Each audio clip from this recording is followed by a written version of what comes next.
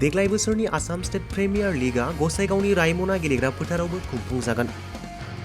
गसाइगाव ओनसोलनि जोलुर गेलेनायखौ नायनो मोजां मोनग्रा रायजो राजाफोरनि थाखाय मोनसे गोजोनथाव खौरां फोसावनो जों सिगांदों।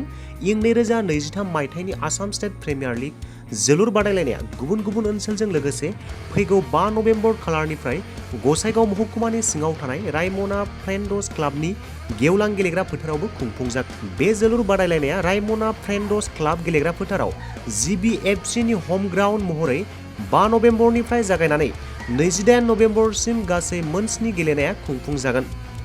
बेनिखायनो गसाइगाव ओनसोलनि जोलुर गेलेनायखौ नायनो मोजां मोनग्रा रायजो राजाफोरखौ लैहोर लैहोर फैनानै बे गेलेनायखौ नायफैनो थाखाय खावलायहरदों बानजाय आफादनि सोद्रोमाफोरा।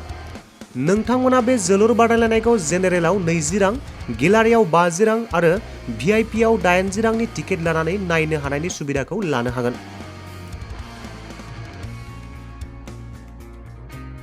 गिबियावनो खुलुमबाय। जोंखौ उरांगिरि दिनै मेल लिंनायनि मेन उद्देश्यआनो जाबाय फैगौ 5 नभेम्बरनिफ्राय बेहाय आसाम फुटबल एसोसिएशनजों खुंफुंजानाय ASPL आसाम स्टेट प्रिमियार लीगआ बाहायनो जानो थांगासिनो दं। दा बाहाय जागोना जाहैबाय GBFCनि होम ग्राउन्ड हिसाबै जोंनि रायमना फ्रेन्डस क्लाब खामलायब्रिनि बे होम ग्राउन्डखौ बिसोरो बासिनानै लानाय जादों।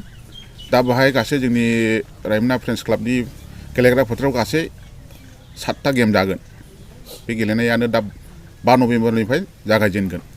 सानसेनि हाबाफारि लानानै बेयाव गासै जोंनि रायमना फ्रेन्डस क्लाबनि गेलेग्रा फोथाराव गासै 7टा गेम जागोन। बे जाहैबाय 5 नभेम्बरनिफ्राय 28 नभेम्बरसिम। बबेनिफ्राय फैगोन एसे बुंनो बेवहाय दङ जाहैबाय गासै 8टा टिम दङ।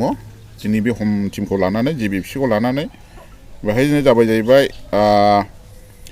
United Chirang Duar, Khoromdao FC, 11 star FC, Moran town club, Jorhat town club, Dima united, Karbi Anglong morning star गासै बाय मोनसे गावनि होम टिमखौ लानानै 8टा टिम बाहागो लागोन। बेयाव गासै टिकेटनि खेला जागोन। टिकेटआ जाहैबाय जेनेरेल ओरैहाय जोङो सानजाजों जेनेरेल मोनसे जायगा दोनदों। बेनो जाहैबाय 20 थाखा, ओमफ्राय गेलारियाव 50 थाखा, VIPआव 80 थाखा, ओमफ्राय सिजन टिकेट हिसाबै लायोबा बेवहाय गाजोन 450 थाखा।